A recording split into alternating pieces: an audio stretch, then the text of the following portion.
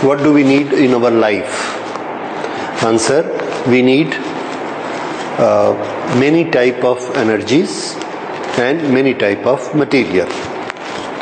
But one thing is common in the two. दोनों हमको चाहिए, एनर्जी चाहिए हीट के फॉर्म में, लाइट के फॉर्म में, और मटेरियल चाहिए, पानी चाहिए, हवा चाहिए, ये सब चाहिए.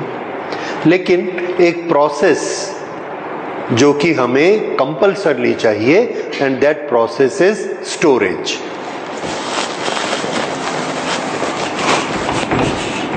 We want to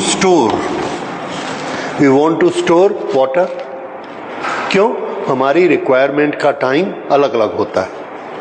When we want to use water, और अवेलेबिलिटी का टाइम अलग होता है, so we need to store. Similarly, we need to store many other things like heat energy. Heat energy हमको उस समय चाहिए जब हमको खाना बनाना है. हीट एनर्जी हमको मिलती कब है? हीट एनर्जी हमको सन से मिलती है. तो हम क्या करते हैं? Whenever we want energy, we want it from the two things. Either we have a source or we have storage. अगर हमको हीट एनर्जी चाहिए, या तो हम उस समय आग जलाएंगे, या कहीं हमने स्टोर करके रखी है वहां से निकालेंगे. वाटर या तो नल चालू करेंगे, या हमने बकेट में स्टोर करके रखा है उससे चालू करेंगे. Now the same thing I want to apply for electrical energy. Electrical energy हमको जब जरूरत पड़ती है तब हमें चाहिए. जैसे हमको लाइट जलानी है दिन में या रात में? रात में. So we need electrical energy to switch on light only in the night. At the same time मेरे पास कैमरा है, मुझे फोटो खींचनी है, तो मुझे उस समय इलेक्ट्रिकल एनर्जी चाहिए exactly for the moment when I want flash of light. सिर्फ उस समय मेरे को एनर्जी चाहिए. Now for energy we know it is conserved. Means we can only change the forms, we can not create it. तो हमको उस energy को ऐसे रखना चाहिए, that energy should be in our store, so that whenever we want it, we should get it immediately. That means storage is a very important phenomena, either for energy or for material. किसी भी चीज के लिए ज्यादा phenomena क्या है? Store. अगर हमारे पास स्टोरेज नहीं है तो हम उस ऑब्जेक्ट को, उस एनर्जी को यूज नहीं कर सकते. जब भी हम यूज करने जाएंगे, स्विच ऑन करेंगे, लाइट है ही नहीं, लाइट बल्ब नहीं चलेगा, because we don't have energy in storage. तो हम बैटरी निकालते हैं, बैटरी से कनेक्ट करते हैं, लाइट आ जाती. What do we say? We had energy in our storage, and what was that form? Battery. Okay, so that means storage phenomena is very important, because at any point of time we may not get the energy from source. इसलिए storage चाहिए. Now we come to storage of electrical energy. हम electrical energy को create नहीं कर सकते, किसी भी energy को हम क्रिएट नहीं कर सकते और ना ही डिस्ट्रॉय कर सकते हैं. What we can do? We can only transfer its form. That means energy बहुत सारे फॉर्म्स में होती है. अच्छा, एनर्जी के कई फॉर्म, एनर्जी जो हमको मिलती है कहाँ से मिलती है? आंसर है नेचर से मिलती है. तो बेसिकली नेचर ने हमारे लिए बहुत सारे पैक बनाए हुए हैं, स्टोरेज पैक्स. उसमें उन्होंने एनर्जी पैक की हुई है. उन पैक्स को देख के, उन पैकिंग को देख के हमने उस एनर्जी के नॉमेनक्लेचर कर दिए. जैसे न्यूक्लियस में जो एनर्जी है उसका नाम न्यूक्लियर एनर्जी. केमिकल रिएक्शंस होते हैं उसमें एनर्जी निकलती है, उसका नाम हमने क्या रख दिया? Chemical energy. इसी तरह से अलग अलग फॉर्मेट हमने एनर्जी के बनाए, और उसमें एक फॉर्मेट जो हम पढ़ रहे हैं वो है electrical energy. How electrical energy work? The answer is, if there is a body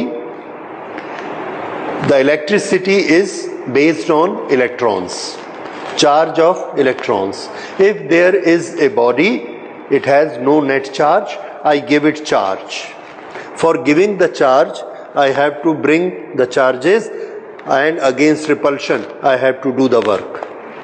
Every time I am doing my energy, I am using my energy to do this work and to put charge in it. After some time, I get this body is charged. But my energy is consumed. According to law, my energy is transferred somewhere. Where it is transferred? Where I have worked. So that energy is transferred into energy with the electrons, and these electrons has got certain position. What is that position? Position is all electrons are compressed. All electrons are compressed and they are under a tension. We call this tension as potential voltage. They are under potential. Okay, they are under tension, and if we allow them to run away, if we allow them to move, they will do work for us and they will return our energy. Now this energy, potential energy, is with the electrons, so we call it electrical energy. Because it is with the electrons, it is electrical energy, and these electrons are within this material and they are not moving. So we call it electrical potential energy. Potential, stable at one place. Now this object has got electrical potential energy. What are the features? There are charges. Now in place of electrons we will use the word charge. There are charges which are compressed in a body. That means there is energy, and because of this is due to electrons, so we call it electrical energy. This is electrical potential energy. Is there any electrical kinetic energy? Yes. When we allow these charges to move, this is high potential 100, this earth is 0 potential, we put a conductor here, in the conductor we put a bulb and switch it on, electrons will run. When the electrons are running, they strike the bulb coil and it lights up. When the electrons are running, they are released. If they are released, they don't have potential energy. Then what type of energy they have? Because they are running, that energy is kinetic energy. So electric current has kinetic energy. Okay, we are not distinguishing that. What we are concerned here is electrical potential energy. Electrical potential energy is stored in a conductor, and this is a wonderful phenomena. Wonderful phenomena means what? We can store energy. So far we used to store grain, आटा, दाल, चावल हम store करके रखते थे, ठीक है, और हम पानी स्टोर करके रखते थे. हवा हमको हमेशा मिलती है, we don't need to store it. पर अभी तक हम एनर्जी स्टोर नहीं कर पाए थे. सन निकलता है तो लाइट दिखती थी और नहीं है तो नहीं है. Then when we need light, when we need all electrically required things, we had two basis of that. Number one, generate it, उसी समय बनाइए इलेक्ट्रिसिटी को. Number two, take it from the storage. ये दोनों चीजें हमें चाहिए. उसी समय इलेक्ट्रिसिटी बनाने के लिए हमको क्या चाहिए? जनरेटर. जैसे अभी इलेक्ट्रिसिटी बोर्ड का जनरेटर चल रहा था और यहाँ लाइट आ रही थी, जनरेटर बंद हो गया, लाइट बंद हो गई. अब ये लाइट कहां से आई? Storage. So we need storage of energy. Okay, अब अभी तक हमने ये भी देखा कि एनर्जी स्टोर करने का हमारे पास एक बड़ा अच्छा तरीका है. क्या है? चार्जेस को कंप्रेस करके रख लो. क्या और कोई तरीके भी हैं? आंसर है हमारे पास और कोई तरीका नहीं है. लेकिन एक चीज आप लोग देखते हैं, सेल या बैटरी. सेल या बैटरी से हम इलेक्ट्रिकल करंट फ्लो कराते हैं, and that is our source of electric current, that is our source of electric charge. But remember, that is our source, not the storage. उसके अंदर जो energy होती है वो एनर्जी इलेक्ट्रिकल एनर्जी नहीं है। कौन सी है? Chemical energy. That is chemical energy. And when a reaction takes place, the energy comes out and convert in the form of electrical energy. So it is that machine. Similarly, we can have a dynamo at home. हमारी कारों में, हमारे scooters में dynamo लगे हुए हैं। जब भी हमको इलेक्ट्रिसिटी चाहिए, we run that either with our muscular power or we run it with petrol engine. So when we run a dynamo, we run a generator, we generate electricity, we get electrical energy. So a dynamo and a battery, these are what? Sources of electrical energy. They are not storage of electrical energy. What is store of an electrical energy? Very simple. Any conductor is a store of electrical energy, because using some other energy we are putting charges into it, and the charges are compressed, and that potential energy is basically electrically potential energy. Whenever we want it back, we will make a circuit from higher potential to lower potential. The current will flow and do the work whatever it wants. That we will see in the subsequent chapters. What are the work which can be done by this electrical energy? Okay, so now we come to the conclusion that electricity can be stored. अभी तक जो method हमने देखे कि electricity generation के लिए हमारे पास battery में स्टोरेज है। ये जो बैटरी का स्टोरेज है बेसिकली केमिकल एनर्जी है, and this is given to us by nature. ये भगवान ने हमको दी हुई है, और उस एनर्जी को हम लोग किस में कन्वर्ट कर लेते हैं? इलेक्ट्रिसिटी। एक मटेरियल में चार्ज को डालना, this process can be done by nature as well as this can be done by mankind. ये काम नेचर भी हमारे लिए कर सकता है। जब बादल आपस में टकराते हैं तो चार्जेस पैदा होते हैं, और वो चार्जेस क्लाउड में फिल्ड अप हो जाते हैं, बहुत सारी एनर्जी उसमें आ जाती है। That energy conversion to electricity is done by nature. हम भी कर सकते हैं ऐसे। मैग्नेटिक इफेक्ट से हम पढ़ेंगे, दूसरे इफेक्ट से पढ़ेंगे, केमिकल रिएक्शन से पढ़ेंगे, ऐसे करके, और कुछ नहीं तो एक रॉड को ऐसा रब कर करके उसके चार्जेस हम भर सकते हैं। We can store charge like that. Okay, कहीं से लाके किसी भी मटेरियल में चार्ज भर सकते हैं। That will B electrical energy. क्यों करना चाहते हम? तो ये तो हम पहले ही डिस्कस कर चुके हैं। हम इसलिए स्टोर करना चाहते हैं कि जब हमको जरूरत पड़े, whenever there is a time of need, we will get the energy, right? ये एनर्जी जो हमको मिलती है, ये एनर्जी जब हम चाहें, जितनी चाहें हमको मिलनी चाहिए। जैसे एम्बुलेंस में हम एक हार्ट पेशेंट को ले जा रहे हैं, उसको हार्ट अटैक हो गया है और उसका हार्ट रास्ते में बंद हो गया। अगर उस हार्ट को हमने तुरंत स्टार्ट नहीं किया, then after a few minutes the person will die. बहुत जरूरी है कि हम उसके हार्ट को तुरंत स्टार्ट करें। हार्ट को तुरंत स्टार्ट करने के लिए क्या होता है? आपका स्कूटर बंद होता है, आप उसको रोकते हो, उतरते हो, एक किक मारते हो, स्टार्ट करते हो, फिर आगे बढ़ा लेते हो। That kicking start the vibrations. हम हार्ट को भी वाइब्रेट करना चाहते हैं, पर हार्ट होता कहाँ है? हार्ट हमारी पसलियों के अंदर होता है, रिब्स के अंदर, काफी दूर होता है, and we need to press it.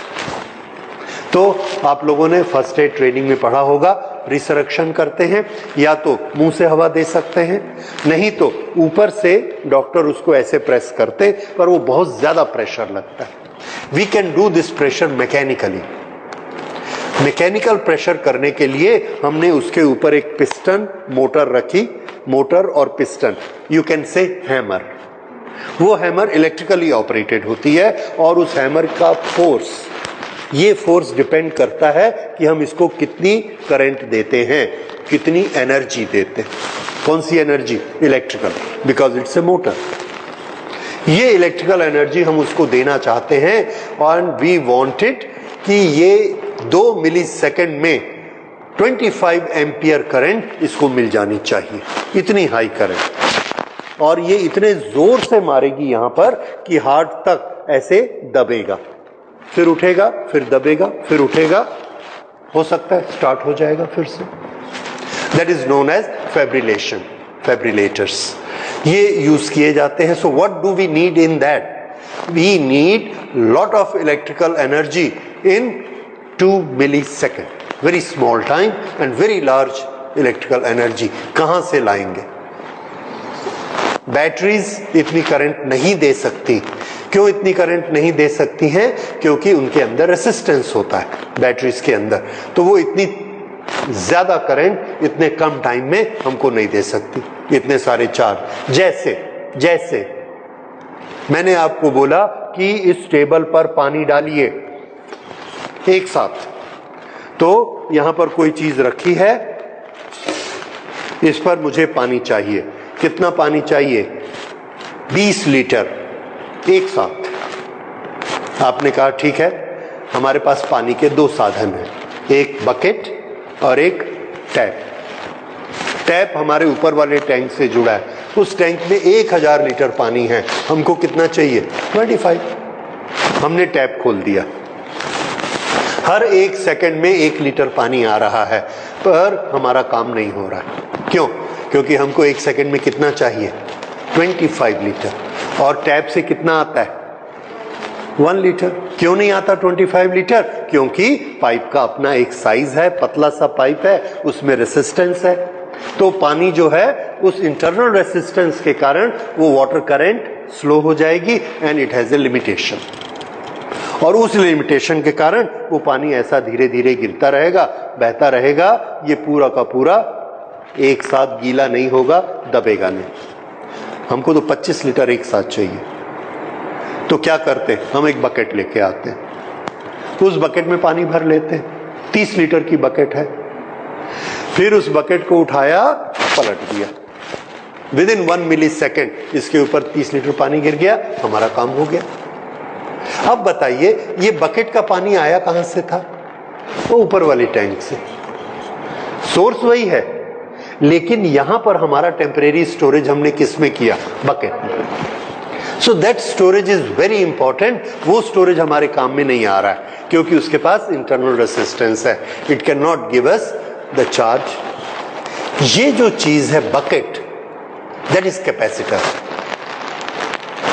Capacitor को में हम चार्ज को स्टोर कर देते हैं, उसकी एक कैपेसिटी होती है, up to its capacity we store the charge. और जब हमको ये चार्ज चाहिए तो पूरा का पूरा चार्ज धड़ से हमको मिल जाता है। क्यों? क्योंकि उसमें इंटरनल रेसिस्टेंस नहीं होता। और ये चीज आप बहुत जगह यूज करते हैं। एक मैंने आपको डिफिब्रिलेटर बताया हार्ट के लिए, वैसे ही एक और चीज हम डेली यूज कर रहे हैं and that is flash of our camera. कैमरे को जो करंट चाहिए 25 एम्पियर इन 1 मिलीसेकंड, जिस समय हम शटर दबाते उस समय उसको उतनी हाई करंट चाहिए, और वो हाई करंट कैमरे की बैटरी नहीं दे सकती। क्यों? जैसे ही वो करंट देती है उसकी वायर का रेसिस्टेंस बीच में आएगा, और उस रेसिस्टेंस के कारण वो करंट कभी भी 25 नहीं पहुंचेगी। 1 2 1 2 3 बस, और हमारा शटर वापस। तो वो कभी भी उस लाइट को नहीं जला सकता। तो हम क्या करते हैं? बकेट लेके आते हैं, और यहां पर बकेट को नाम हमने क्या रखा? कैपेसिटर। तो अब हम चार्ज किससे लेंगे? कैपेसिटर से। कैपेसिटर को बोला कि यहां चार्ज चाहिए, स्विच ऑन किया, उसने पूरा का पूरा 30 चार्ज एक बार में धड़ से दे दिया। फ्लैश ऐसी जली, दोबारा फ्लैश जलाओ, नहीं जलेगी। क्यों? बकेट खाली हो गई। उसके बाद क्या करेंगे हम? वो जो बैटरी ऊपर लगी है उससे चार्ज धीरे धीरे इसमें भरते जाएंगे, जब तक वो चार्ज भरेगा नहीं आपके कैमरे में एक रेड लाइट जलती है। What does it show? कि फ्लैश चालू नहीं होगी। वेट करते हैं ना अगले फोटो के लिए, कि जब वो हो जाता है तब अगली फोटो हम ले सकते हैं, क्योंकि फिर से स्टोरेज हमारा भर जाएगा। So there is a storage of charge and we call that storage capacitor. और उसके 2 यूज आपने देखे। कैपेसिटर में हम एक तो चार्ज को स्टोर करके रख सकते हैं, number 1. Number 2, whenever we need the charge, we can get it in a very high quantity and at an instant. ठीक है, ये 2 चीजें याद रहेंगी आपको. ओके, नोट कर लीजिए. Capacitor is a device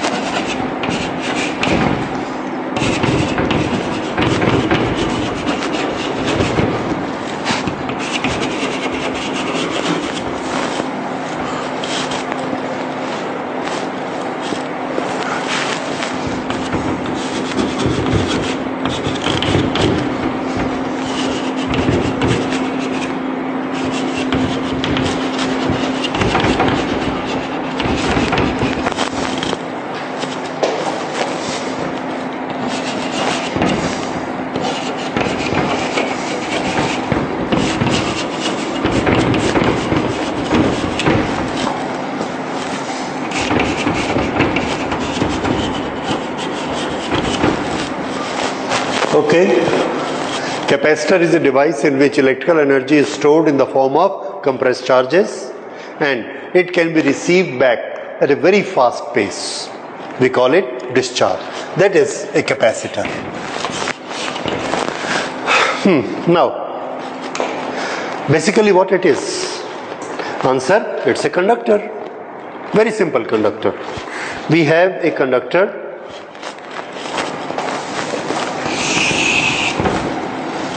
Net charge on a conductor is 0. This we have studied. We keep on giving it charges. किस तरह से हम चार्जेस देते हैं? किसी को भी हमने ऐसे रब किया, इसके पास चार्जेस आ गए, उस चार्जेस के कारण इसका पोटेंशियल इंक्रीज हो गया एंड वी टच इट. ठीक है, टच करते हैं, वो चार्ज इसमें चला गया, from higher potential to lower potential. दूसरे तरीकों से हम इसको चार्ज देते जाते हैं और इस तरह से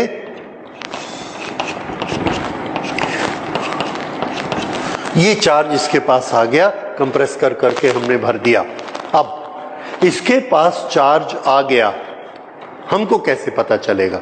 हमको तो आंख से चार्ज दिखता नहीं.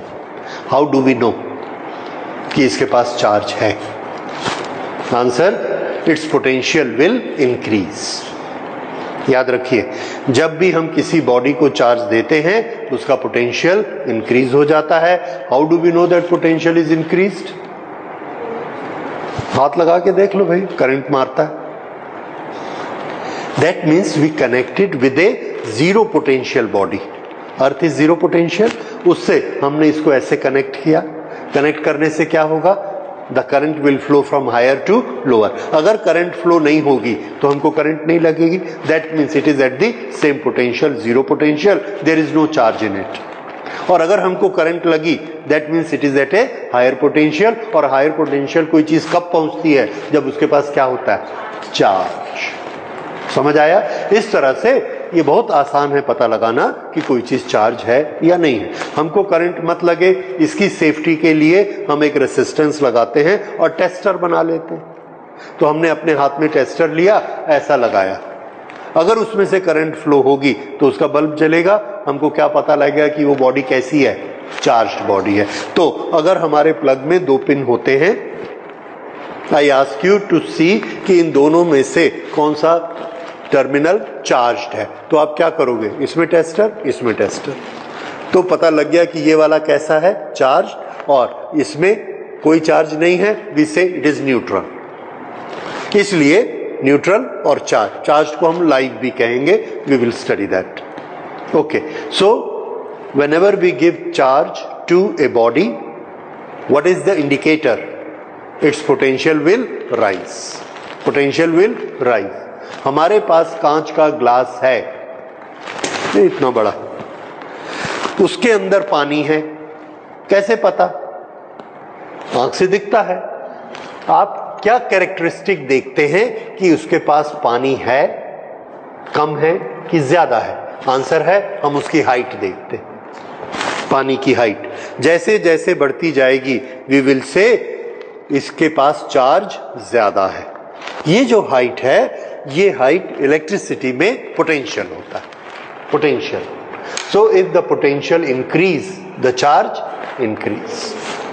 तो जैसे जैसे हम चार्ज देते हैं वैसे वैसे पोटेंशियल उसका इंक्रीज होता जाएगा और चार्ज उसमें स्टोर होता जाएगा। Okay, that's very good. All of us can have a very good storage at home. एक कंडक्टर रख लिया, उसको चार्ज देते गए देते गए देते गए, no problem, everybody has a store. But there is a problem. Problem कहाँ है? जब हम उसको चार्ज देते हैं तो हमने उस पर चार्ज रखा, चार्ज का यूनिट है coulomb, we gave it 1 coulomb, 10 coulomb, 100 coulomb, 1000 coulomb, 1 lakh coulomb, 1 crore coulomb. कितना चार्ज हम रख सकते हैं उसमें? This is a question of physics. Can we store infinite charge in a conductor और इज देयर ए लिमिट? जैसे मैंने आपको एक बाल्टी दी, ये लो पानी इसमें स्टोर कर लो, ले जाओ रख लेना घर में। तो आपने बोला कितना रखूं? तो मैंने कहा ठीक है 1000 लीटर रख लो। Can you store? नो, क्योंकि हर चीज की अपनी एक स्टोरेज होती है। अगर 1000 लीटर आप रखने की कोशिश करोगे तो क्या होगा? 25 लीटर पानी भरेगा। आपने फिर भी नल को खुला रखा, क्योंकि हम कितना भर रहे हैं? 1000 लीटर। नल को आप खुला रखिए, पानी उसमें आएगा। जितना पानी आएगा उतना पानी ओवरफ्लो हो जाएगा, वी विल से लीक हो गया, उतना पानी लीक हो जाएगा और स्टोरेज कितना रहेगा? 25। So every bucket, every storage has a limit. In the same way every conductor has a limit. उससे ज्यादा चार्ज को स्टोर नहीं कर सकता। वो लिमिट कैसे बनी, क्यों बनी? पानी का स्टोरेज तो हम समझ रहे हैं। इलेक्ट्रिसिटी का स्टोरेज कब स्पिल होना शुरू होगा, कब लीक होना शुरू हो जाएगा? तो इसका प्रोसेस समझिए कि हम किसी भी कंडक्टर को कितना चार्ज दे सकते हैं, कब तक चार्ज दे सकते हैं। We go on giving it charge. ये चार्ज एक दूसरे को रिपेल करते हैं, रिपेल करके कहां चले जाते हैं? आउटर सरफेस पे। ये इसको रिपेल कर रहा है, ये और इधर क्यों नहीं जाता? जाता है कि नहीं? नहीं जाता, सरफेस पे रुका है। जितनी भी भीड़ हो जाएगी सरफेस पे रुकेगा, इधर नहीं जाएगा। क्यों नहीं जाएगा? क्योंकि यहां पर कौन है? Air, and air is a bad conductor. Air is a bad conductor. उसका अपना एक न्यूक्लियस है प्लस माइनस, और इन दोनों के बीच में इतना फोर्स है कि ये वाला माइनस इस प्लस के पास नहीं आता, ठीक है? और ये इसको छोड़ता नहीं है। अगर ये छोड़ता नहीं है तो ये प्लस जाएगा कहां? इसको जाने को कोई जगह नहीं है, इसको कोई अट्रैक्ट नहीं करता। ये न्यूट्रलाइज नहीं होता क्योंकि इसको कोई इलेक्ट्रॉन नहीं मिलता, क्योंकि एयर अपना इलेक्ट्रॉन नहीं छोड़ती, और एयर अपना इलेक्ट्रॉन नहीं छोड़ती, इस प्रॉपर्टी को हम क्या कहते हैं? Air is a insulator. Insulator अपना इलेक्ट्रॉन नहीं छोड़ते, तो air is a insulator. Air is a dielectric, वो अपने इलेक्ट्रॉन को नहीं छोड़ती, और इसके चारों तरफ ऐसे एयर है, ये फंस गए। इसलिए ये एक चार्ज और आ गया, इन्होंने उसको एकोमोडेट किया, एकोमोडेट किया, एकोमोडेट किया। और अगर चार्ज को एकोमोडेट करेंगे तो क्या चीज इसकी बढ़ेगी? पोटेंशियल। क्या बढ़ेगा? पोटेंशियल। इसका पोटेंशियल बढ़ते जा रहा है। तो पोटेंशियल जब यहां बढ़ेगा, यहां चार्जेस बढ़ेंगे, तो इसके चारों तरफ का इलेक्ट्रिक फील्ड भी बढ़ेगा। इलेक्ट्रिक फील्ड किसके बराबर होता है? Electric field is dV by dr। अगर वोल्टेज बढ़ रही है तो इलेक्ट्रिक फील्ड बढ़ रहा है। Electric field is equal to, अगर Q बढ़ रहा है तो इलेक्ट्रिक फील्ड बढ़ रहा है। इलेक्ट्रिक फील्ड बढ़ने से क्या होगा? अगर इसका इलेक्ट्रिक फील्ड अगर इंक्रीज होगा then there will be a larger force on this electron. यहां पर जो इलेक्ट्रॉन है एयर का, इस पर फोर्स कैसा लगना शुरू होगा? मोर। पहले इस पर ये एक फोर्स लगा रहा था, अब ये दोनों मिलकर फोर्स लगाते हैं और हमने चार्ज दे दिया, ये तीनों नजदीक नजदीक, तीनों मिलकर इसको खींचते हैं। So we go on increasing the force by increasing the charge, by increasing the potential. Who is getting stronger? Electric field. ये इलेक्ट्रिक फील्ड स्ट्रॉन्ग होता है होता है होता है, it becomes so much strong that finally this force plus to minus become weaker and this force minus to plus become greater, तब ये इस इलेक्ट्रॉन को खींच लेता है। That is the limit। क्यों लिमिट?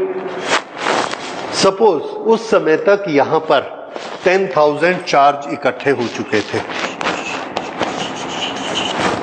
इसका वोल्टेज 10,000 हो चुका था, अभी तक इसने नहीं खींचा।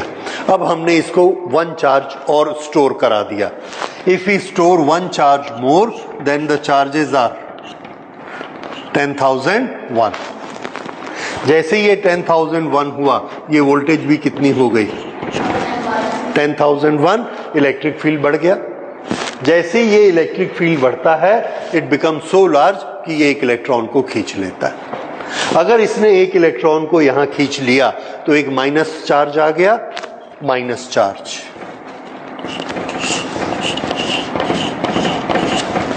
चार्ज कितना हो गया फिर से? 1000। इस माइनस के कारण एक वोल्टेज भी माइनस हो गया। फिर हमने इसको एक चार्ज और दिया, फिर इसको कितना कर दिया?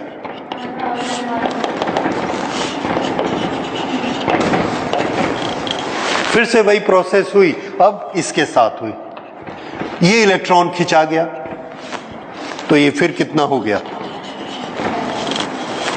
जब इसका इलेक्ट्रॉन इधर पुश हो गया तो इसके पास पहले नेट चार्ज क्या था? 0। जब इसका इलेक्ट्रॉन चला गया तो इसके पास नेट चार्ज क्या हो गया? प्लस। कितना हो गया? प्लस। इसका इलेक्ट्रॉन चला गया तो इसके पास भी क्या हो गया? अब क्या हो रहा है, हमने यहां से एक प्लस डाला, देखा इसके पास अभी भी कितना है? 10,000, और हमको यहां पर एक प्लस दिख रहा है बाहर। फिर हमने एक और डाला, फिर हमने क्या देखा? इसका अभी भी कितना है? 10,000, और प्लस कहां दिख रहा है? बाहर। ये क्या सिचुएशन है? ये सिचुएशन है हमारी बकेट भर गई है, ऊपर से हमने पानी डाला 1 लीटर, वो कहां दिखता है? बकेट में कि बाहर? बाहर। लीक हो गया। ये प्रोसेस यहां भी शुरू हो गई। So the charges leak out after it is full. उस फुल को हम क्या कहेंगे? उसको फुल को हम कहेंगे ये वाली प्रोसेस जब शुरू होती है, और इस प्रोसेस को हम क्या कहते हैं?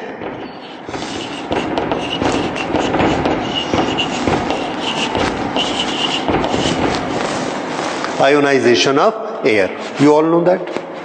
सो किसी भी कंडक्टर में हम कब तक चार्ज भर सकते हैं? We can put a charge into a conductor till the air, the adjacent air get ionized. Once it start ionizing, then what will happen?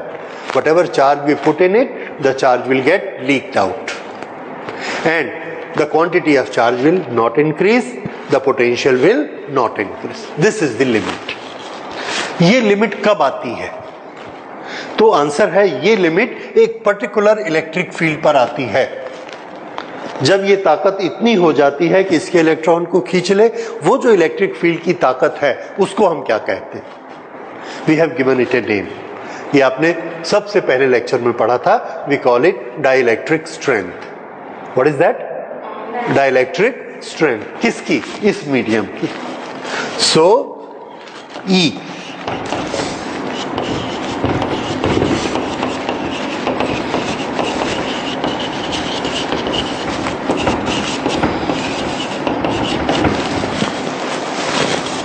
Okay, dielectric strength आई, उसके बाद क्या हो गया?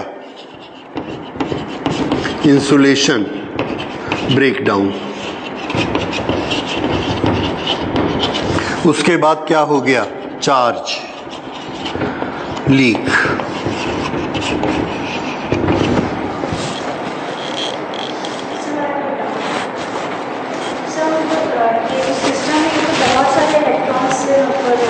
एक बार में एक ही उस पर अटैक करेंगे?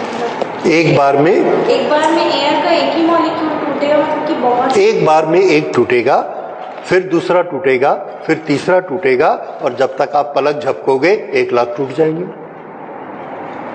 Yes, it's a instantaneous process. कब तक टूटता जाएगा? ना और बोलो, जब तक उसकी वोल्टेज ब्रेकडाउन वोल्टेज के अंदर मत आ जाए। जैसे ही एक माइनस इसको मिलेगा, इसकी वोल्टेज कम हो जाएगी, दूसरा मिला और कम हो गई, तीसरा मिला और कम हो गई, और जैसे ही वो ब्रेकडाउन वोल्टेज के अंदर पहुंच गया, ताकत कम हो गई, अब वो खींचना बंद कर देगा। समझ आया? ठीक है, तो it is a instantaneous process. इसको हम समझ रहे हैं 1 by 1 करके, लेकिन होती है बड़ी फास्ट है। ठीक है, ये किस पर डिपेंड करती है कि हम ऊपर से कितने चार्ज दे रहे हैं। अगर हमने ऊपर से 1 लाख दिए तो ये कितने को खींचेगा? 1 लाख को। और अगर एक ही दिया तो? ठीक है, इस तरह से। ओके, अब ये जो है डाइलेक्ट्रिक स्ट्रेंथ ऑफ एयर, इससे ज्यादा इलेक्ट्रिक फील्ड होगा तब ये ब्रेकडाउन होगा। ये डाइलेक्ट्रिक स्ट्रेंथ ऑफ एयर कितनी होती है? सो this is 3 into 10 to the power 7, 10 to the power 6 या 7 देख लेते हैं, वोल्ट पर मीटर। ठीक है, देखते हैं। सो दिस इज डाइलेक्ट्रिक स्ट्रेंथ, मेरा ख्याल है 3 मिलियन होती है, 3 into 10 to the power 6। Okay, इतनी वोल्टेज पर यह ब्रेकडाउन होता है। अब एक छोटा सा डाउट आप सोच सकते हैं, अगर हम एयर की जगह एक ऐसी चीज लगा दें जो 3 की जगह 6 into 10 to the power 7 तक जाएगी, तो क्या हम ज्यादा चार्ज भर सकते हैं? आंसर इज यस, क्योंकि जब उतना चार्ज आएगा तो वो आयोनाइज नहीं होगी, टूटेगी नहीं, इंतजार करेगी, 4 तक जाने देगी, 5 तक जाने देगी, तो और चार्ज भर जाएगा। समझ आ रहा है? तो इसलिए अगर हम उसके आसपास का इंसुलेशन बदल दें, मीडियम बदल दें, तो उसका आयोनाइजेशन बढ़ जाएगा, चार्ज उसका बढ़ जाएगा, सॉरी आयोनाइजेशन नहीं, चार्ज इंक्रीज हो जाएगा। राइट? ओके, एक क्वेश्चन बच्चे पूछते हैं कि सब अगर हम उसमें वैक्यूम कर दें, कितना? 6। ओके, इसको करेक्ट करिए, this is not 7, this is 10 to the power 6 volt पर मीटर, ये इलेक्ट्रिक फील्ड। हाँ, तो इसमें क्वेश्चन ये पूछते हैं कि अगर हम वैक्यूम कर दें, एयर है ही नहीं, तो फिर क्या होगा?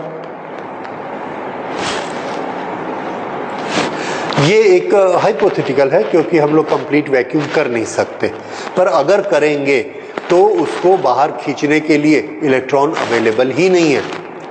इसका मतलब हम जितना भी चार्ज डालते जाएंगे वो कभी भी लीक नहीं होगा, बाहर से माइनस वो ला ही नहीं पाएगा, क्योंकि माइनस है ही नहीं लाने के लिए, और अगर माइनस लाने के लिए नहीं है तो प्लस उसका इंक्रीज होता जाएगा जितना हम कर सके, उससे ज्यादा नहीं। क्योंकि करने के लिए भी एक प्रॉब्लम है, हम पॉजिटिव कैसे बना सकते हैं? Higher potential to lower potential, इसका पोटेंशियल हाई होगा तो इसको लाएगा। Okay, we have methods for that, हम लोगों ने परसों एक मेथड पढ़ा भी है। तो anyway, then we can increase it to a very very large extent if it is vacuum. Dielectric strength आपको समझ में आ रहा है क्या होता है? We have done it earlier, we are doing it now. It is an electric field at which the insulation of a medium breaks down and it starts conducting. Conducting means ये अपना इलेक्ट्रॉन देना शुरू कर देता है, it converts into ions. Right. So this is the limitation.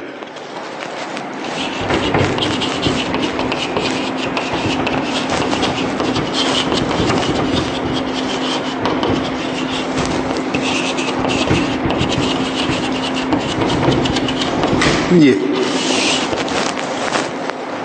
Limitation of charging a conductor, ये phenomena समझ में आ गया. Okay, now we go to the other phenomena and that we call capacitance. ये आपका किस किस क्वेश्चन का आंसर है? Can we give infinite charge to a conductor? Now you can answer that. Okay, which are the factors on which the charge stored in a conductor depends? Answer, its size. Number 2, its surrounding, its medium. On these two things, its capacity or the charge which can be given to it depends. ठीक है? Okay. So this is for a single conductor. इसके पास जो हम charge store करते हैं, ये charge बहुत कम होता है. We want to store more and more charge. अगर ज़्यादा चार्ज स्टोर करना है तो हम एक और फिनोमिना स्टडी करते हैं. We make a device and that device is called capacitor.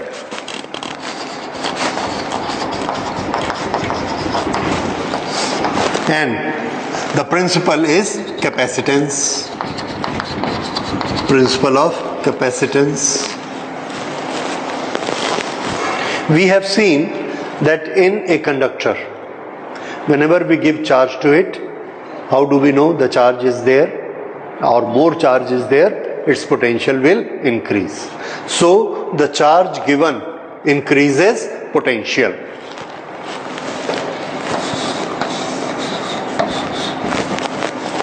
More is the charge, more is the potential. So Q is directly proportionate to V. By mathematics, there has to be a constant.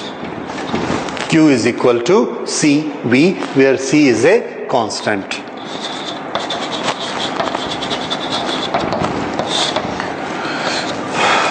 This constant is known as capacitance.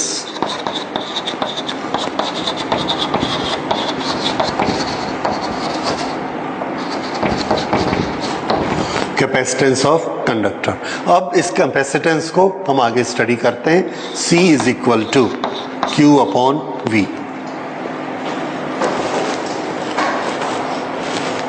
C is equal to Q upon V. When we give charge Q to a conductor and its potential become V, then the ratio Q upon V gives us the capacitance. Okay. Now let's define it.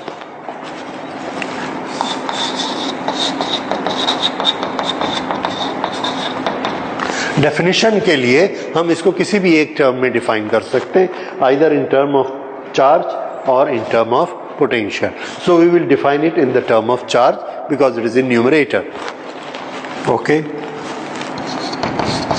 If V is equal to 0, no, if V is equal to 1, then C is equal to Q. Actually ये जो हम V लिख रहे हैं, what is this? This is rise in the potential. So this is not absolute V, this is what? Potential difference. Rise in potential. If rise in potential is 1, then the charge is equal to capacitance. How we frame it in the condition?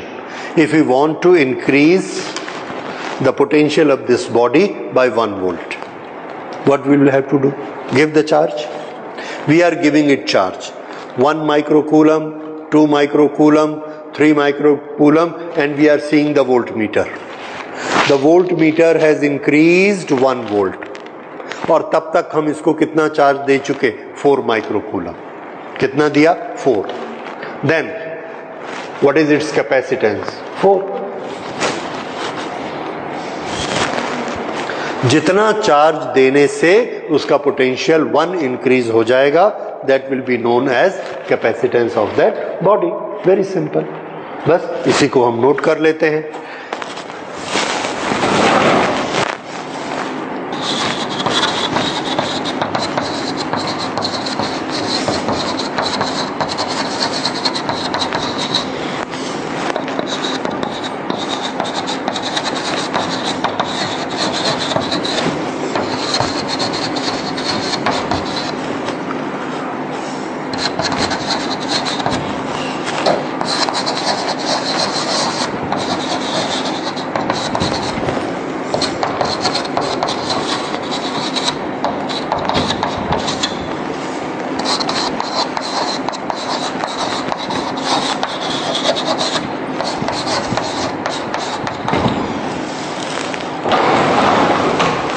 This is definition.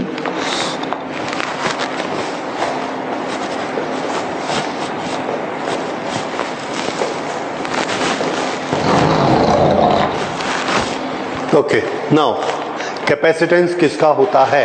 एक conductor का होता है। Capacitance क्या बताता है? कितना charge देने से 1 वोल्ट राइज हो जाएगा, राइट? नाउ दिस कैपेसिटेंस, इसको एज ए क्वांटिटी स्टडी करेंगे। नंबर 1, इसका एक सिंबल रख लेते हैं। Symbol is C।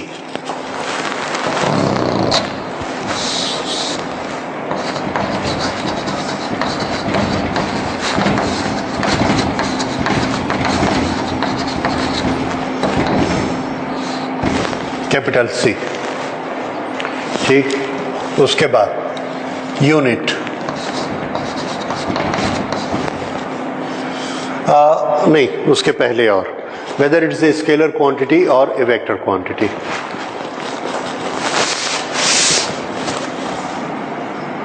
तो आंसर है it is a scalar quantity, क्योंकि ये एक स्टोरेज है और स्टोरेज कैसा होता है? Scalar, like energy. मैथमेटिकली आप देखिए, its formula is Q upon V। Q is a charge, charge is a scalar quantity, V is potential, potential is again work done, that is a scalar quantity. Therefore C is a scalar quantity. Okay, yes.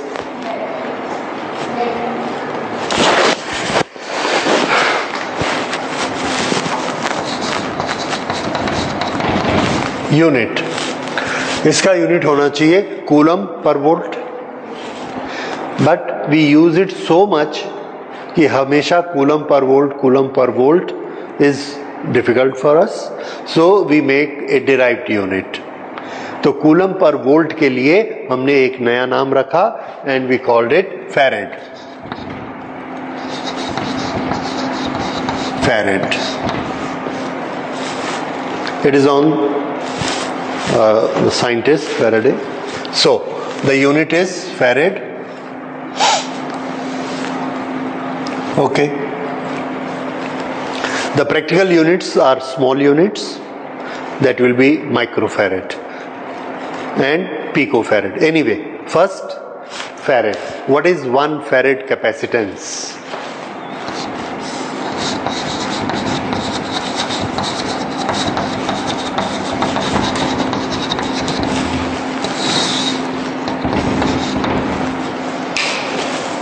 क्या इसका capacitance 1 farad है?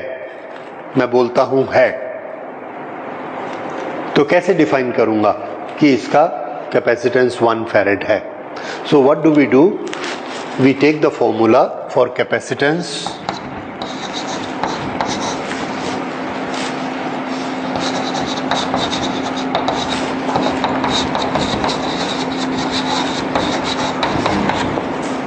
One coulomb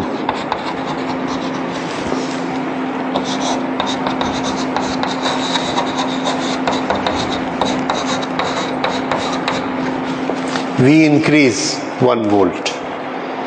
charge कितना दिया? मैंने क्या किया, इस body को लिया, इसको 1 कूलम चार्ज दिया, देखा इसका पोटेंशियल इंक्रीज हुआ 0.7, काट दिया, इसको छोटा कर दिया। फिर इसको दिया 1 कूलम दिया, देखा इसका पोटेंशियल बढ़ गया 2 वोल्ट। फिर मैंने इसको थोड़ा सा बड़ा कर दिया, एक ऐसा बॉडी का साइज बनाया जिसको मैं 1 कूलम दूंगा तो इसका पोटेंशियल कितना राइज होगा? 1 वोल्ट। तब मैं बोलूंगा कि इसका कैपेसिटेंस कितना है? 1 फैरेड। समझ आया? ठीक है। तो आप इसको पानी की बकेट से भी कंपेयर कर सकते हैं। I can give an example but I don't need, इसको आप समझ गए अच्छे तरह से। तो 1 फैरेड उस बॉडी का कैपेसिटेंस होता है जिसको हम कितना देंगे? 1 कूलम, तो उसका पोटेंशियल कितना राइज हो जाएगा? अगर ज्यादा राइज हो गया तो वो 1 फैरेड नहीं है, कम हुआ तो भी नहीं। ठीक है, ओके। और फिर कितना होगा उसका कैपेसिटेंस, तो आंसर है हम इससे निकाल लेंगे कितना होगा। हमने जितना चार्ज दिया उसका पोटेंशियल जितना इंक्रीज हुआ ऐसे डिवाइड करेंगे and we will find out what is its capacitance. पर 1 फैरेड किस बॉडी का कैपेसिटेंस है that we have defined.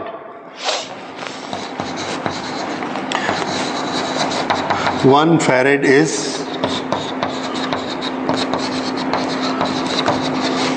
capacitance of that body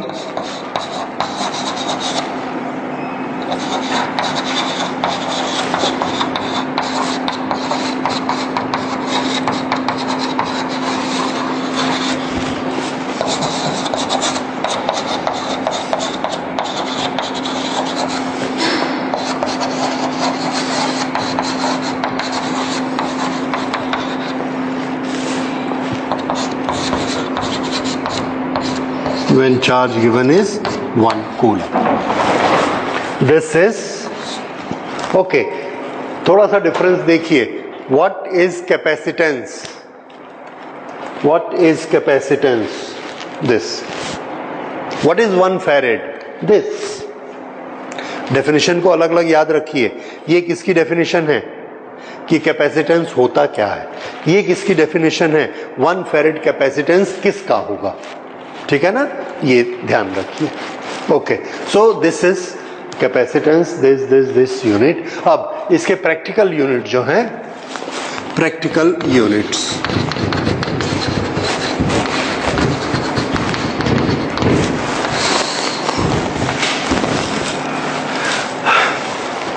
We have seen that farad is a very very large unit. 1 farad का metal, 1 farad का conductor हमारे पास नहीं हो सकता. इतना बड़ा होता है 1 फैरेड. तो प्रैक्टिकली हम लोग बहुत छोटी यूनिट्स उसकी यूज करते हैं. अभी हम लोग उसको निकाल कर देखेंगे कि कितना बड़ा कंडक्टर लगता है. फिलहाल we will simply know the nomenclature and practically what we use is microfarad. Microfarad. Microfarad को हम लिखा करेंगे म्यू एफ.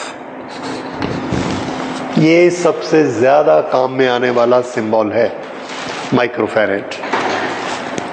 और ये होता कितना है, this is 10 to the power -6 farad. Farad का सिंबल कैपिटल एफ.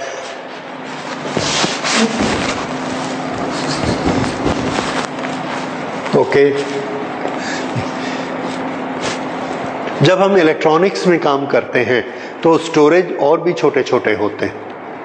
बहुत छोटे स्टोरेज जो कि 10 to the power -12 की क्वांटिटी में होते हैं. तो उसके लिए हमने एक दूसरा, बार बार हमको उतना 10 to the power लिखने की बजाय हमने एक और छोटा यूनिट बना लिया. जैसे जब हम ज्वेलरी खरीदते हैं तो ग्राम यूज करते हैं, किलोग्राम यूज नहीं करते. और सब्जी खरीदते हैं तो किलोग्राम यूज करते हैं. लेकिन जब ट्रक में कोयला भरवाते हैं तो दोनों यूज नहीं करते, टन यूज करते हैं. इसी तरह से जब हम इलेक्ट्रॉनिक्स में कैपेसिटर यूज करते हैं तो उसकी कैपेसिटी बहुत कम होती है और that is of the order of 10 to the power -12. And this we will call pico.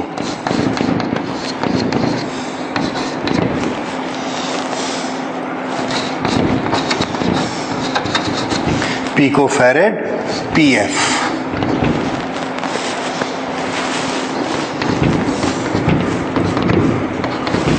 क्या किसी को याद है कि अगर 10 to the power -9 होगा तो क्या बोलेंगे? Very good, nanofarad. पर नैनोफैरेड नहीं होता है, मतलब प्रैक्टिकल नहीं है, क्योंकि इलेक्ट्रॉनिक्स में हम क्या यूज करते हैं 10 to the power -12. और जो इलेक्ट्रिकल सर्किट्स हैं, जैसे ये पंखा, इस पंखे के साथ जो कैपेसिटर लगा है वो 3.2 माइक्रोफैरेड का है. तो इलेक्ट्रिकल सर्किट्स में माइक्रोफैरेड्स और इलेक्ट्रॉनिक सर्किट में पिकोफैरेड्स. और 10 to the power -9 हमारे काम में नहीं आता practically, so we use this. Okay, तो ये दो हमारे इसके प्रैक्टिकल यूनिट्स हो गए. अब इसके बाद ये हमने देखा इसका capacitance, but this capacitance is very small storage.